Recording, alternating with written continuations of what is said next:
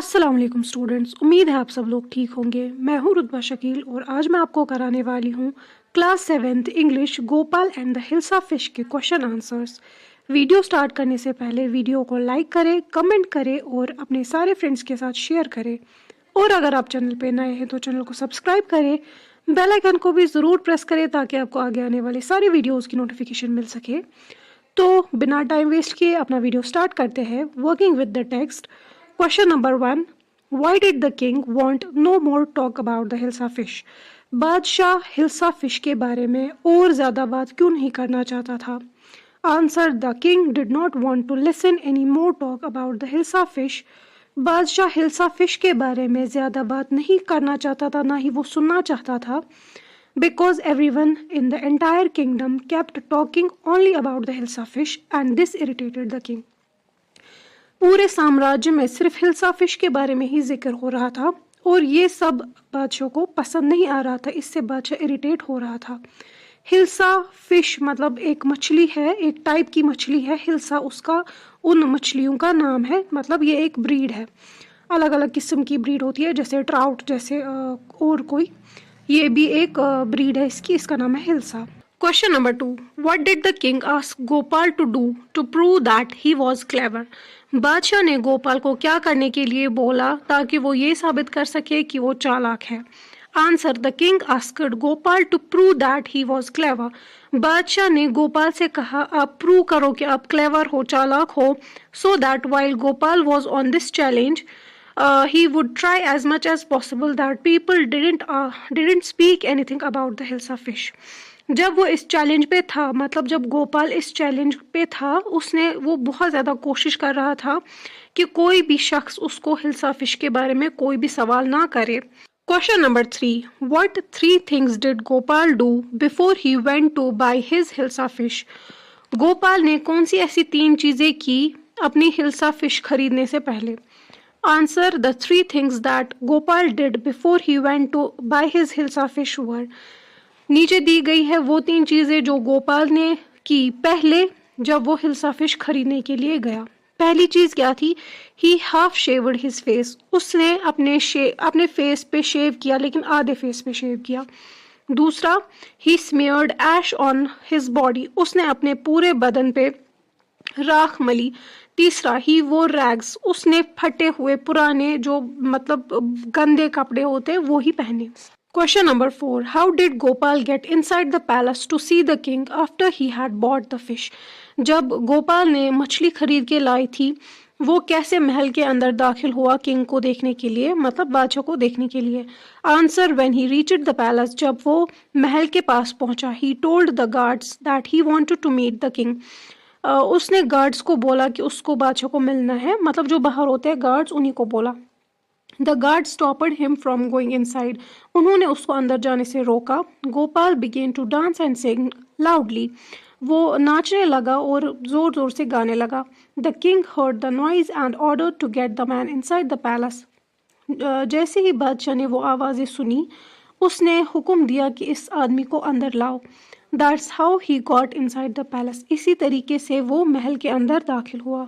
Question number 5. Explain why no one seemed to be interested in talking about the Hilsa fish which Gopal had bought. आपको बोलना है कि जो गोपाल ने hilsa fish लाई थी उसके बारे में कोई क्यों बात नहीं कर रहा था, कोई उसमें दिलचस्पी क्यों नहीं दिखा रहा था?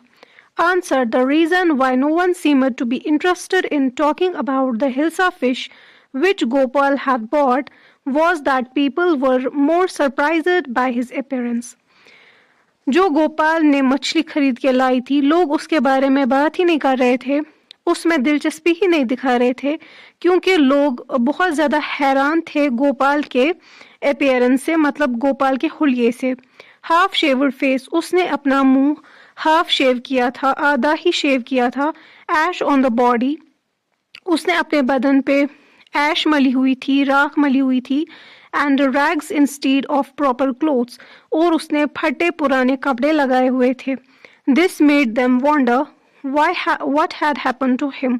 वो ये सोचने लगे कि इसको आखिर हुआ क्या है। Question number 6, write true or false against each of the following sentences. अब क्वेश्चन नंबर 6 ट्रू फॉल्स है। पहला है the king lost his temper easily, जो बादशाह था वो उसको जल्दी गुस्सा आ जाता था, तो ये बात सही है, तो इसको ट्रू लिखना है। दूसरा, Gopal was a mad man, Gopal जो था वो पागल आदमी था, ऐसा बिल्कुल भी नहीं है, वो बहुत ही ज्यादा होशियार था, तो इसको फॉल्स है। Third is Gopal was a clever man, वो गोपाल एक चालाक आदमी था, ये बात सही है, तो true. Fourth, Gopal was too poor to afford decent clothes, Gopal बहुत ज़्यादा गरीब था, वो अपने कपड़े अफोर्ड नहीं कर सकता था, अच्छे कपड़े, तो ये गलत बात है, उसने ये किसी रीज़न के लिए फटे पुराने कपड़े पहने थे, तो ये फॉल्स है। Fifth, the king got angry when he was shown to be wrong, बादशाह को बहुत ज़्यादा गुस्सा आया जब उसको गलत साबित किया गया, तो ये गलत है, दैट मीन्स फॉल्स। हमारे टेक्सचुअल क्वेश्चंस खत्म हुए हैं, अब हम करते हैं start working with language. Question number 1, notice how in a comic book there are no speech marks when characters talk. Comic book में आप नोटिस करें, कॉमिक बुक मतलब मजाकिया बुक या कोई स्टोरी जिसमें मजाक किया गया हो। There are no speech marks, उसमें कोई कोटेशंस नहीं होते। कोटेशंस का मतलब ये होता है फुल स्टॉप, कॉमा, ब्रैकेट, ऐसा कुछ होता ही नहीं है। इंस्टीड व्हाट दे से is put in a speech bubble, इसके बजाय जो भी वो बोलते हैं वो एक बबल में रखा जाता है। बबल मतलब कोई रेक्टेंगुलर बॉक्स या कोई सर्कुलर बॉक्स, जैसे व्हाट्सएप पे मैसेज आती है वो एक रेक्टेंगल जैसे बॉक्स में वहाँ से डिलीवर होती है, वैसा ही होता है bubble. However, if we wish to repeat or report what they say, we must put it into reported speech. अगर हम वो चाहे रिपीट करना मतलब दोबारा से बोलना, तो ये ज़रूरी है कि हम उसको रिपोर्टेड स्पीच में बोले। रिपोर्टेड स्पीच मतलब अगर कोई अपनी बात बोल रहा हो, कोई दूसरा शख्स वो अपने वर्ड्स में रिपीट करता हो। Change the following sentences in the story to reported speech, नीचे दिए गए हैं सेंटेंसेस, इनको रिपोर्टेड स्पीच में चेंज करना है, मतलब वहाँ से सेंटेंसेस दिए गए हैं, हम उसको अपने वर्ड्स में बोलेंगे। The first one has been done for you, नीचे आपके लिए एक करके वही से है, मतलब एक example. For example, how much did you पे फॉर दैट हिल्सा, उसके लिए उस हिल्सा फिश को खरीदने के लिए आपने कितने पैसे दिए। The women asked the man how much he had paid for that hilsa, एक औरत ने उस आदमी से पूछा कि आपने कितने पैसे दिए हिल्सा फिश को खरीदने के लिए। Second is why is your face half shaven, आपका मुंह आधा ही शेव करके क्यों है।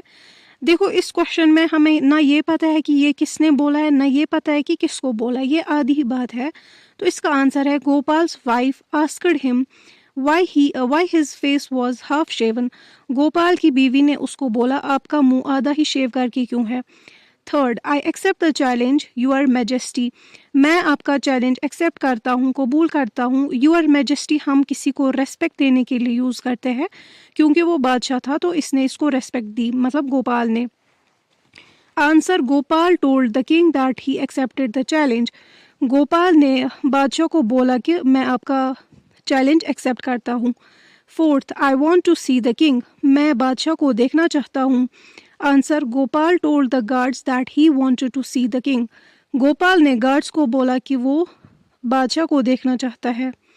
Fifth is bring the man to me at once, उस आदमी को मेरे पास लाओ एक बार।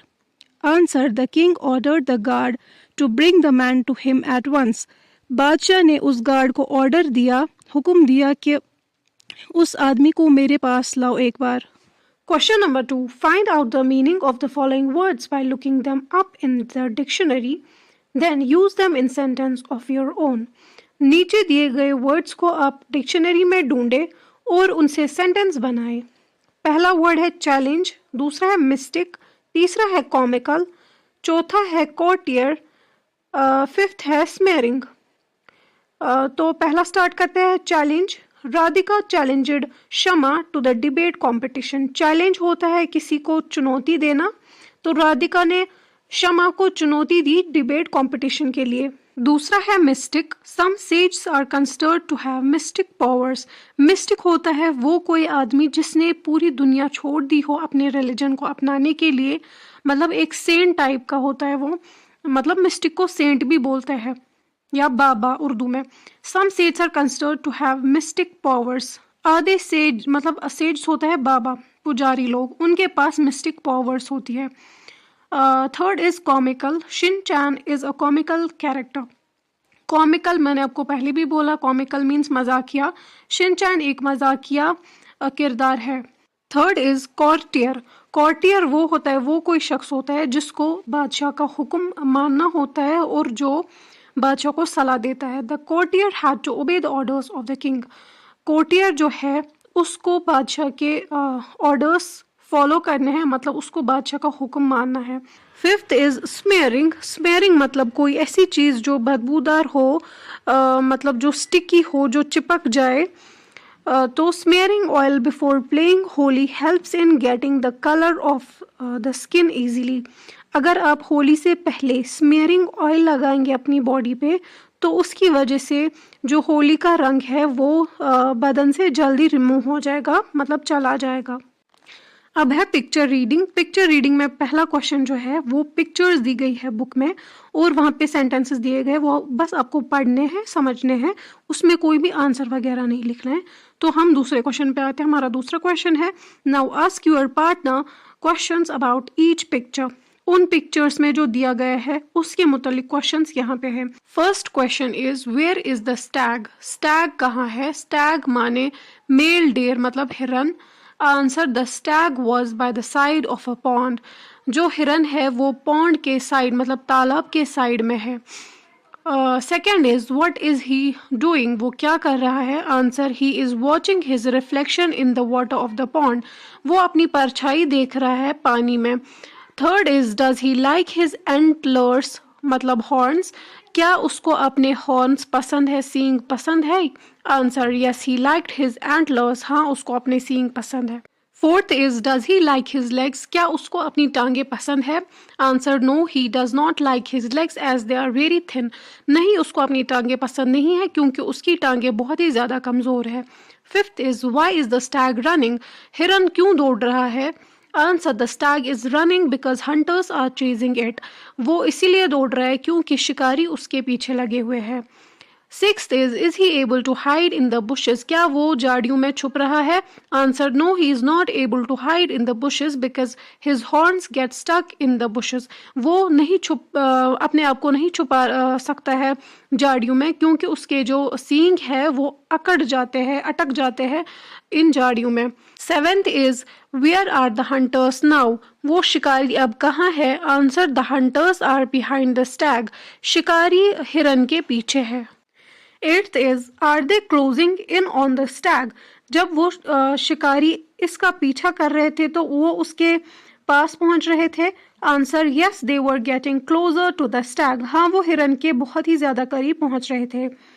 Ninth is the Stag free, क्या अब हिरन आजाद है? Answer, yes the stag is free, हाँ हिरन अब आजाद है। Tenth is what does the Stag say about his horns and his legs, हिरन ने अपने हॉर्न्स के बारे में, सींगों के बारे में और अपनी टांगों के बारे में क्या बोला? Answer, the Stag says that he was proud of his horns but it could have caused the stags death, उसने बोला मुझे अपने हॉर्न्स पे गर्व है लेकिन वो उसको मतलब मौत तक पहुंचा सकती थी। The legs it was ashamed of saved his life, जिन टांगों से वो शर्मिंदा था उन्होंने ही उसकी जान बचाई। Question number 3. Now write the story in your own words. Give it a title, horns and the legs. आप अपने वर्ड्स में स्टोरी लिखे और इसको title they horns and legs, मतलब इन्हीं दो पे आपको स्टोरी लिखनी है। Once upon a time there lived a stag. पुराने ज़माने में एक हिरन रहता था। One day he was about to drink water. एक दिन उसको पानी पीना था। When he saw his reflection in the water of the pond. उसने तालाब में अपनी परछाई देखी। He felt proud to have such beautiful horns. उसको अपने सींगों पे गर्व हो रहा था। Then he looked at his legs and thought that they were so thin and ugly. उसके बाद उसने अपनी टांगे देखी और उसको अजीब सा लगा। उसने बोला कि मेरी टांगे बहुत ही ज़्यादा पतली है और बहुत ही ज़्यादा बदसूरत है। One day some hunters came into the jungle and began chasing the stag. एक दिन शिकारी जंगल में शिकार करने के लिए आए और उन्होंने स्टार्ट किया हिरन के पीछे पीछे दौड़ना. The stag started to run. हिरन दौड़ रहा था but his horns got stuck in the bushes. लेकिन उसके जो सींग थे वो झाड़ियों में फंस गए. He then put in more effort and ran away fast. उसने बहुत ज्यादा कोशिश की और भाग गया. When he was out of danger, जब वो खतरे से बाहर आया, he thought that the horns that he was so proud of could have got him killed. उसने सोचा कि जिन सींगों पे मुझे गर्व हो रहा था, उनकी वजह से मेरी जान भी जा सकती थी. Moreover, the legs, which he considered to be ugly, लेकिन जो उसकी टांगे थी जिसकी वजह से वो शर्मिंदा था, उसको अपनी टांगे बहुत ही ज्यादा बदसूरत लगती थी, saved him, उनकी वजह से उसकी जान बच गई क्योंकि वो तेज दौड़ रहा था. Question number 4. Complete the following word ladder with the help of clues given below. नीचे आपको लैडर दिया गया है, मतलब सीढ़ी, इस पे वर्ड्स है और आपको ये कंप्लीट करना है. पहला वर्ड है सी से स्टार्ट होता है और एस पे एंड होता है, तो आएगा cross, CROSS cross. Second is side, SIGHT. Third is tiny, TINY. Fourth is year, YEAR. Fifth is roof, ROOF. Sixth is fuss, FUSS. Seventh is street, STREET, street. ये है क्लूज जिसकी मदद से आपको ऊपर वाली लेटर फिल करनी थी. इसमें पहला सेंटेंस है mother will be very cross if you don't go to school. माँ को बहुत ही ज्यादा गुस्सा आएगा अगर आप स्कूल नहीं गए. क्रॉस एक एडजेक्टिव है जिसका मतलब है अनॉयड, गुस्सा आना या परेशान होना. Second is as soon as he caught sight of the teacher Mohan started writing. जैसे ही उसने टीचर की नज़र पकड़ी, मतलब जैसे उसको लगा कि टीचर मुझे देख रहा है, मोहन ने लिखना शुरू किया. Third is how do you like my tiny kitchen garden. आपको मेरा छोटा सा मिनी किचन गार्डन कैसा लगा. Big enough for you, is it. आपके लिए बहुत बड़ा है ना. Fourth is my youngest sister is now a year old. मेरी जो छोटी बहन है वो अब 1 साल की है. Fifth is standing on the roof. ऊपर छत पे बैठ के he saw children playing on the road. उसने देखा कि रोड पे बच्चे खेल रहे हैं. Sixth is don't make such a fuss. इतना ज़्यादा फस क्रिएट मत करो, मतलब एक्साइटमेंट मत दिखाओ इतना ज़्यादा, नथिंग विल हैपन, कुछ भी नहीं होगा. Seventh is don't cross the street till the green light comes on.